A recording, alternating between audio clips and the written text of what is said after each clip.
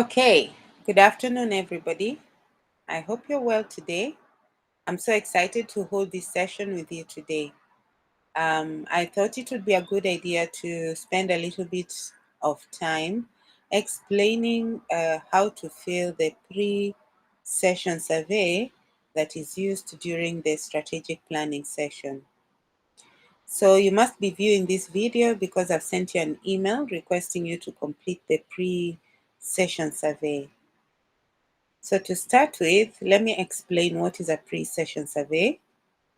The pre-session survey is a set of questionnaires that will be directed to you as a senior manager within your organization that will help me collect information about your organization in the different facets of a strategic plan.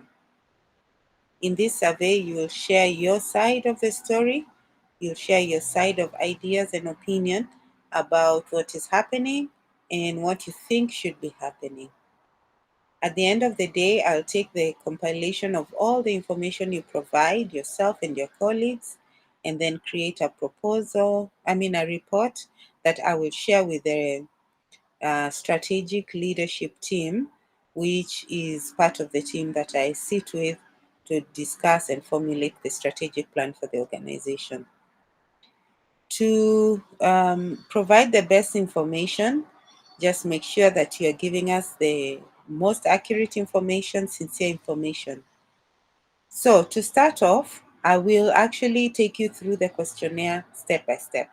So now I'm going to share the screen and I will turn off the video so that we can just focus on the questionnaire.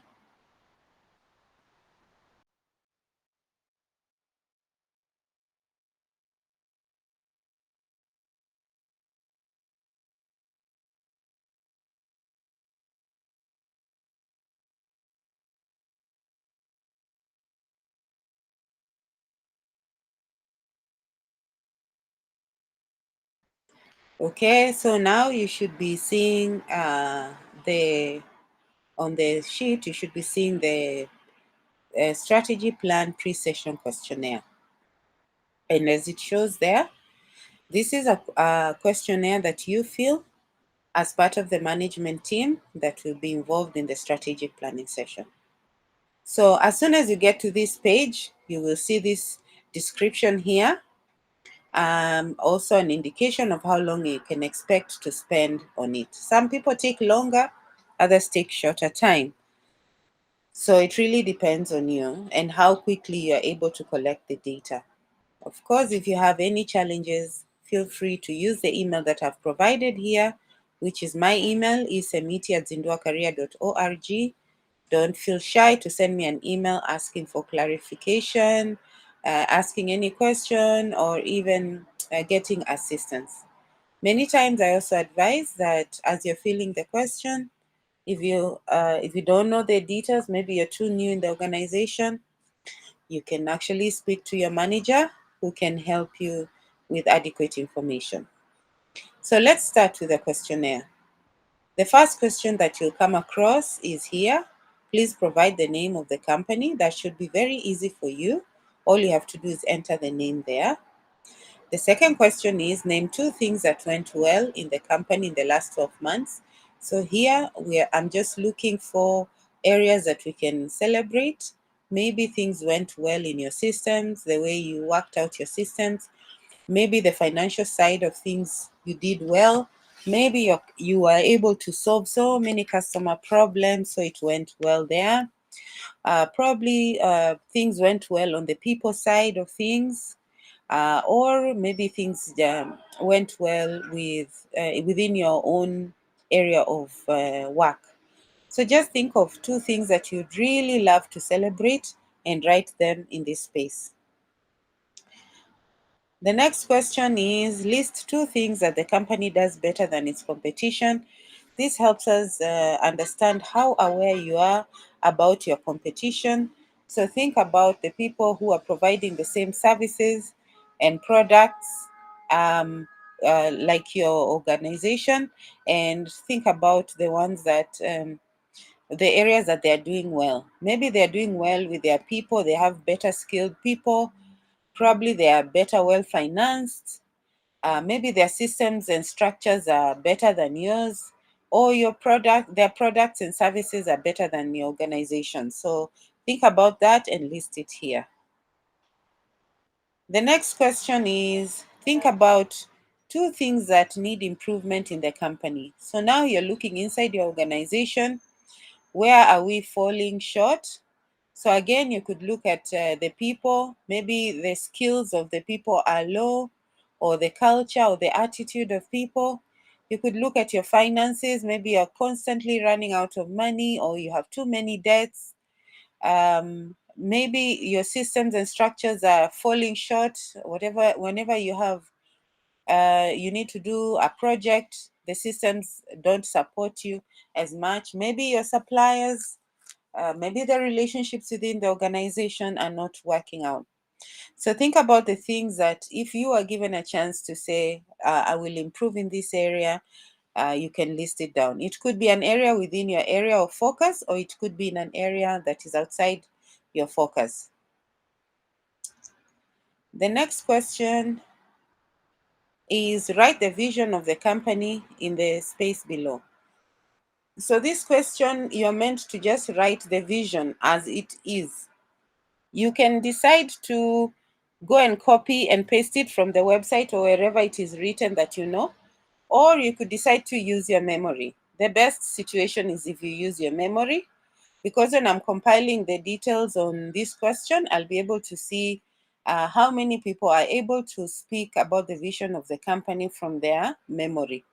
And this is very important because at the end of the day, a vision is what directs us in the direction we should be going as a company.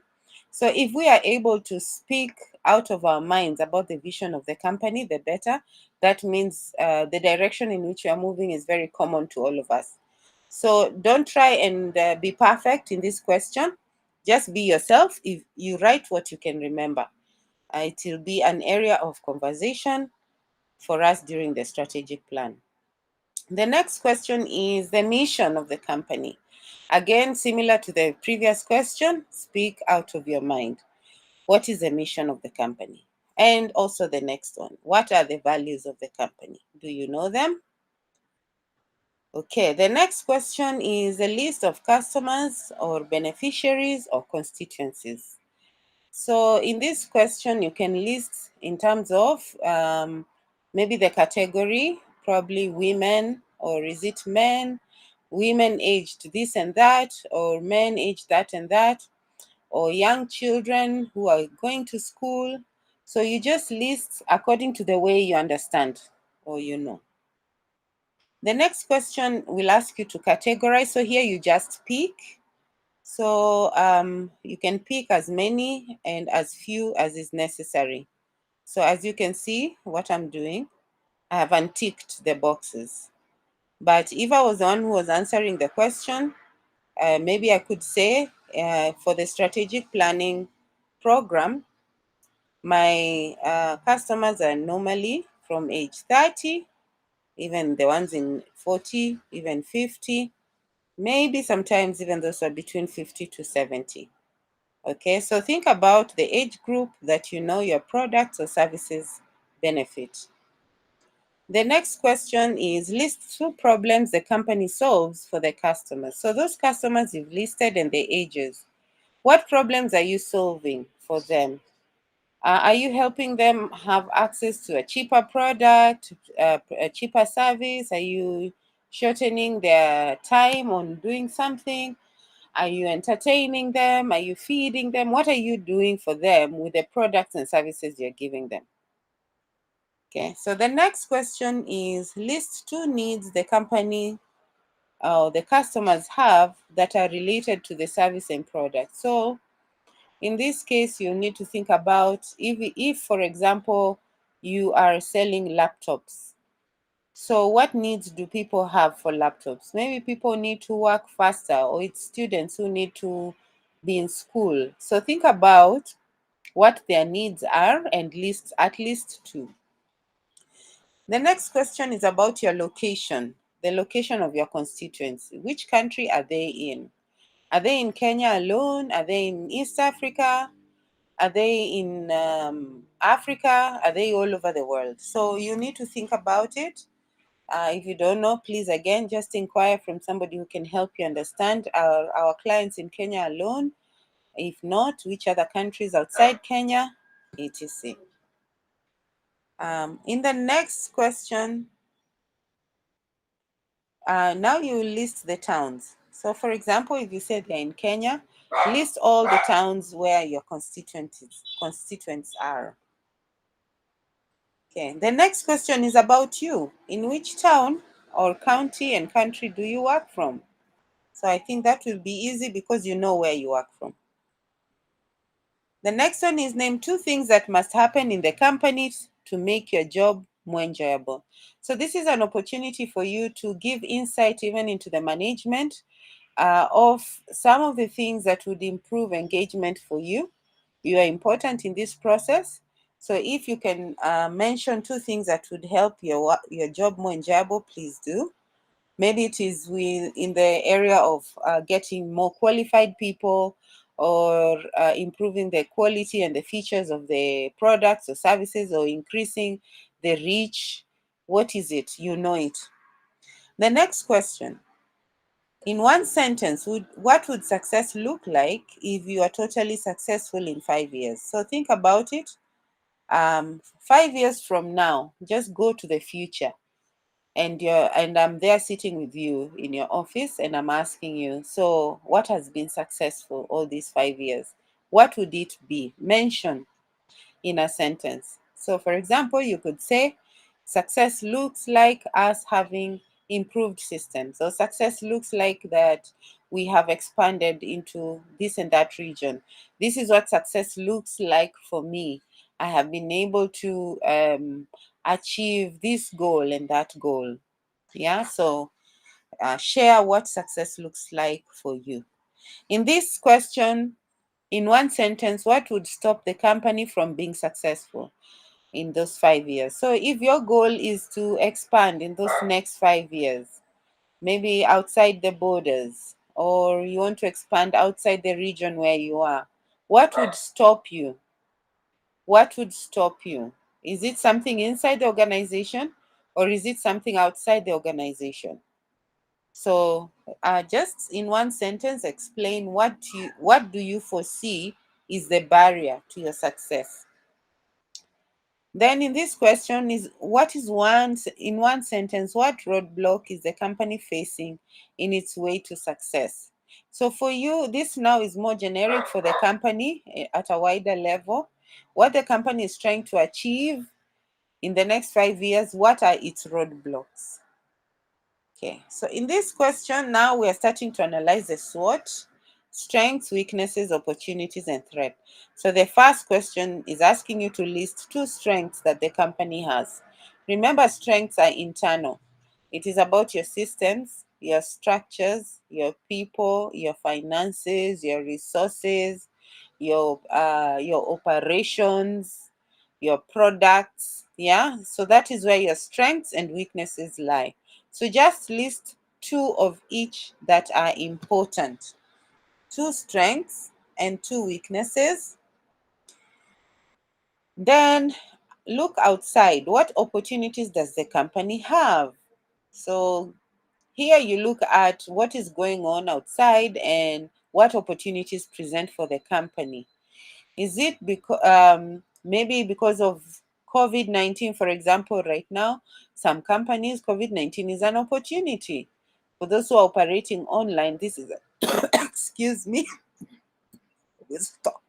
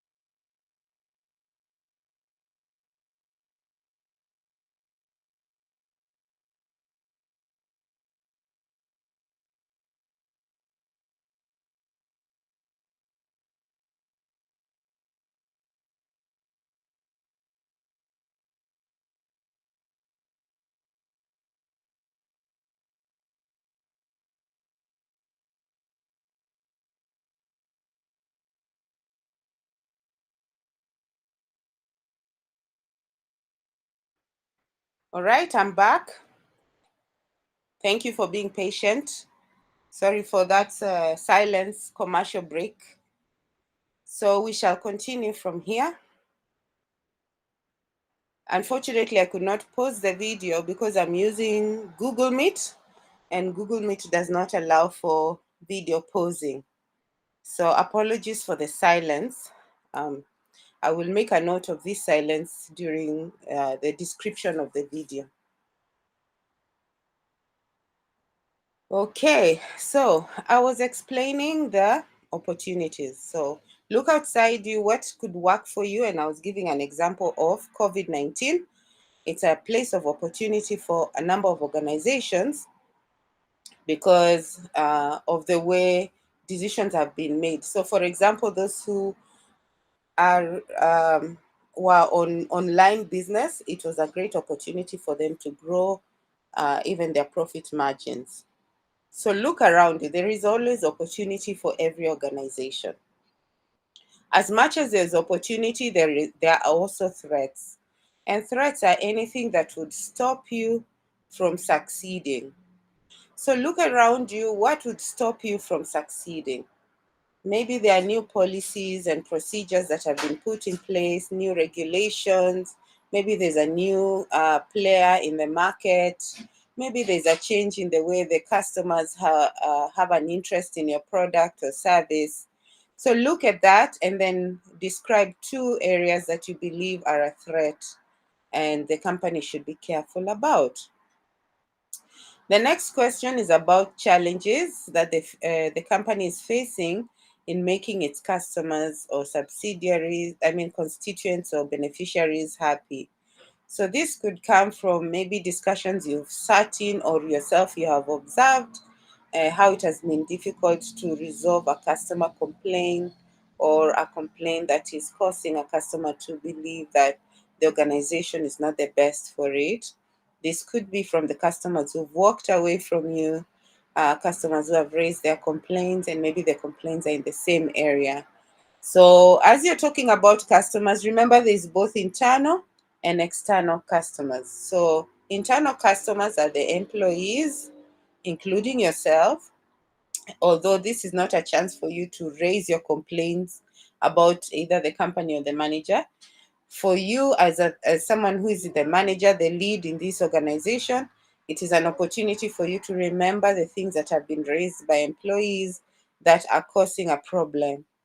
And you could, in your listing of the challenges, since you've asked for 2, you could list 1 challenge for an external customer and 1 challenge for an internal customer. The next one also talks about the complaints. So can we hear the type of complaints that have come out?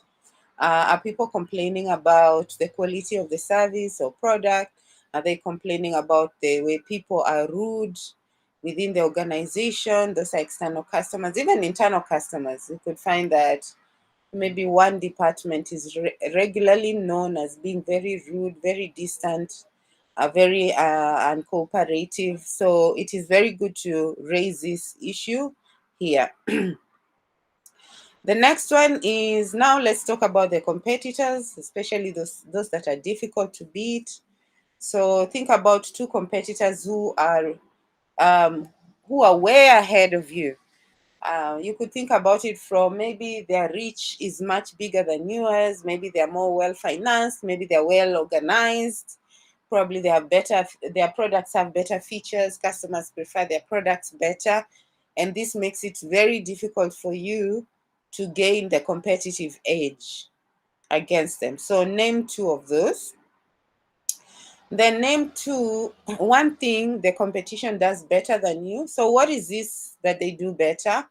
Is it in their systems? Is it in their people? Is it in their money? Is it in their affiliations? Is it in the service or products that they provide? What is it that they're doing better than you? You must have that intelligence. Then name 1 thing that the company needs to do. So in this 1 thing that you're finding so difficult, what can the company do? And then 1 thing that the company needs to improve revenue. So revenue, we all know cash is king. And money is the bloodline of the organization. If you don't have money, you do not have blood. So earning a revenue or income, cash, when people buy from you and you get money into your bank account, getting that is a way of you increasing blood in your organization system, meaning you're increasing your opportunity to live longer and sustain longer. So if the level of revenue is not acceptable, or even if it is acceptable, what can the company do to increase revenue? If we were talking to a doctor and we were saying, oh, what can I do to increase my blood level? The doctor would say, probably consume more iron and all that. So in your organization, what do you need to do to make more money, more cash? Okay, this question is about the strategies that you can apply to reach out to more customers and create more revenue. So strategies, marketing strategies that you have in mind, please share them. Maybe you've heard about them from your competitors. Maybe you've read about it, or maybe you've been researching about it. Just share it. And then list 2 goals the company should focus on. So think about the next 12 to 18 months. If the company was to focus on these goals, would it uh, would they be low hanging fruits for the company? And then the next one is, which 2 things are done traditionally in the company that describe the company culture? So you might have heard the saying that um, culture eats strategy for breakfast. That only means that once you're done with your strategic planning, you have your strategy in hand, you're so happy with it, you're ready to go deliver it. The first attempt you make towards delivering it. So the assumption is it will be a morning. At that time, culture will come in and just eat up all that strategy, and you will fail. Mainly because culture is the way we do our things in the organization. So if you find that the way we do our things actually undermines the plans and the strategies we've put in place, then we have to pay attention to those things. So we have to focus on culture, and we'll do a lot of that in the strategic planning session. So the first place is for us to understand, how do we describe ourselves? Do we describe ourselves as excellent, hardworking? Are we not excellent? Are we not hardworking? What describes us that we do traditionally?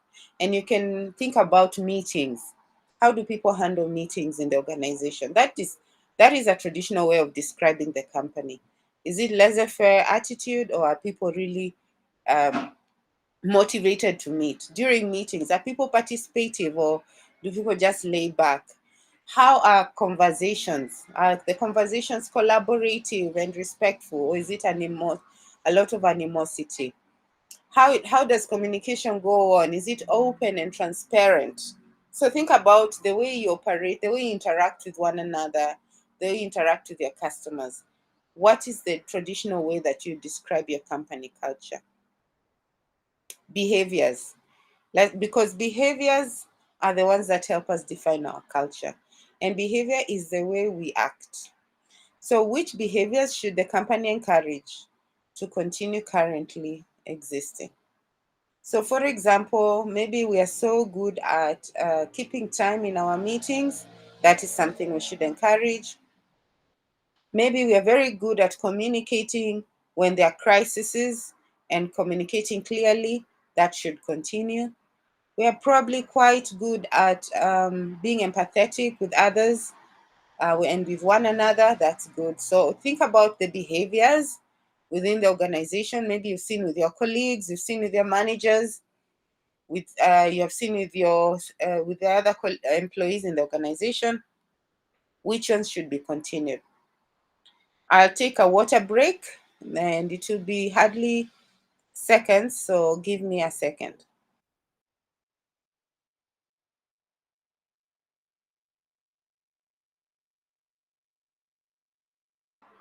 That might have been 3 seconds. Okay, which behaviors should we discourage? So think about the behaviors that you believe um, are eating our culture. They would eat our culture right away. Maybe it's in the way we keep time, or we don't keep our promises, or we are constantly fighting and competing with one another inside instead of working together, or we don't have enough follow through. So think about those behaviors that will actually stand in the way. And which behaviors should we start? Okay, so maybe you have seen how your competitor or other organizations are doing so well in a certain area, the behavior way. Which ones are those that you believe we can try and implement in the organization? Okay, so that is on the organization culture. Now we go into PESTEL analysis. If you've done strategic planning before, you know that PESTEL means it's a synonym for 5 letters, which is five words. And the first word is political, the second is economic, social, technological, environmental, and legal, 6. So I'm going to ask you to share your thoughts on the trends that are going on around you, in the political side, in the economic side, social side, technological side, environmental side, and legal side. So on the political side, name one trend that impacts the way the company operates. One political trend. So let's, for example, talk about right now in Kenya. We are entering into the election period. So this is going to be a trend more and more as we go on. How will it impact the way the company operates? So that can be a political trend. Other political trends are, for example, the rules that have come around on, curfew, wearing of masks, keeping social distances, those rules. Those are political trends. Other political trends could include maybe more parties are coming in, different parties, or new rules and regulations are coming in. How are those impacting your organization? The economic trend. Think about one economic trend that impacts the way your company operates. So economic trend would be, for example, maybe now the fuel costs have gone up. How will that impact your operations, if any? Maybe there is a change in the interest rates in the banks. Maybe there is a change in the way people are buying. They're reducing their buying or increasing their buying. There's less people who have money in the market. So what economic trends are going on in the market that are impacting your organization? Just mention one. Then name one social trend that impacts the way your company operates. So this means how do people interact, maybe the demographics, the numbers, where are people growing, where are the numbers growing now, the age groups, the number of people who are becoming richer, are becoming poor, all those trends, how are they impacting? What are the behaviors and the cultures of the people, and how are they impacting your operations? Even fashion, things like that. Then name one technological trend that impacts the way your company operates. So, for example, now most people have become very digital, Internet of Things, AI, utilization of computers, and all that. How is this impacting your organization? So, for example, you could find an organization that was teaching, maybe in the school, and now all students are at home, and maybe all students need to be capacitated with a computer, and not all have computers. So this could be a technological change that is impacting the organization. I'll take another break.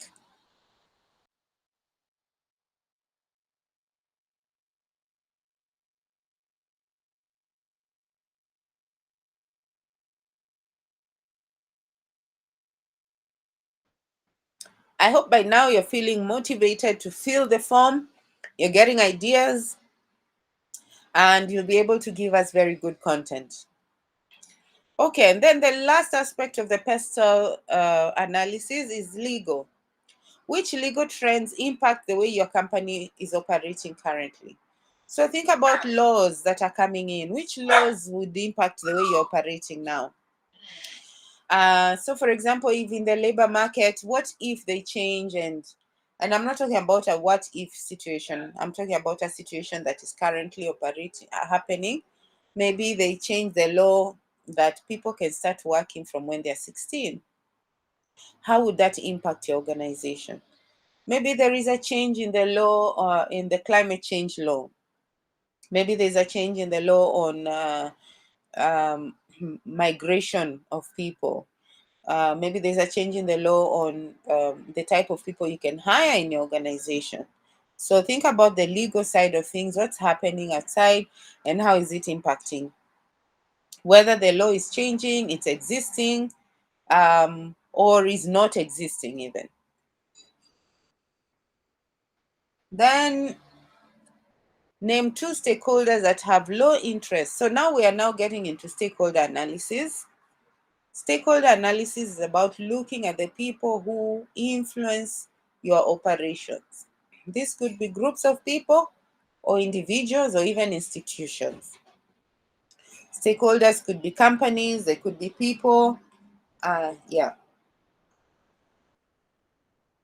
A stakeholder can have high interests or low interests, high influence or low influence.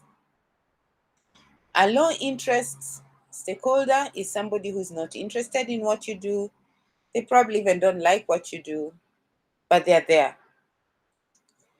A high interest stakeholder is someone who likes what you do, is interested in what you do. Maybe sometimes they're not interested in what you do, or they don't like what you do, but they are interested because somehow your operations impact them too.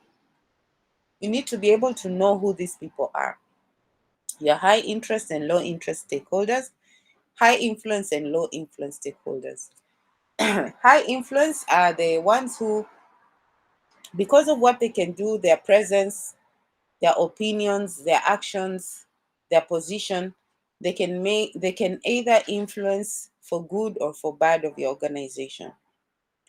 Okay, so you need to know those who have a high interest and those who have a low interest. I mean, high influence and low influence. Low influence would be those who, because of who they are, what they do, where they are, they, even if they have interest or they don't have interest, they their influence is not very significant to the operations of your organization, whether it's positive or negative. For those who have high influence, it's the same story, but then at this point, it means that there can be significant changes within your organization because of their presence. So in this question, I want you to think of two stakeholders who have low interest and high influence. And then the next question, they have high interest and low influence.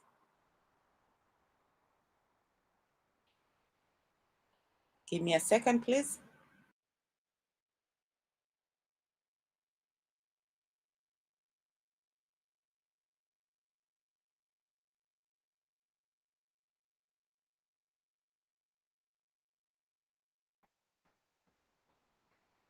And then also think of two stakeholders who have low interest and low influence. Then we are done with the stakeholders. Now we look at yourself. How often should you be meeting to have strategic planning sessions? Think about it. Should it be once a year, twice a year, once a quarter? Just make your recommendation. And then now we're getting to the fun bit. Tell us a joke that tickles you. We actually have a session for this in this strategic planning session. So tell us something that really tickled you. Tell us if you enjoyed your breakfast. Do you have any additional comments? Can we quote you? Give us your name, your job title. So here we're not asking for whether you're Mr., Dr., or Mrs. We're asking for your job title. And then if we can contact you, if we have any follow-up questions, can we contact you? And please share with us your valid email address. Once you're done completing this form, you can click submit. As you can see, so I'll stop sharing now. And I will turn on the video. Okay, so as you can see, we spent around 20-30 minutes with all the interruptions I had to go through the form, and I wasn't filling it in. So having done that induction for you, you probably will be able to feel more comfortable to complete it and engage as much as possible. Remember, the quality of the information you provide in this pre-session survey will influence the quality of conversation we will have during the strategic planning session to help us plan the way forward. We use the information we collect from you to be able to uh, clock in to the specific areas in the strategic planning process. So the quality of information is very important. Don't take it lightly. Your participation is very important. So there you have it. I welcome you to complete the form within the deadline you've been provided. If you experience challenges that are related to the form or the questions, please let me know. Use the email that I've provided. If you experience challenges that is related to the kind of information you should provide, please reference to your manager or the project coordinator. All right, so that's it from me. And I want to wish you the very, very best as you fill the form. Thank you so much. Bye.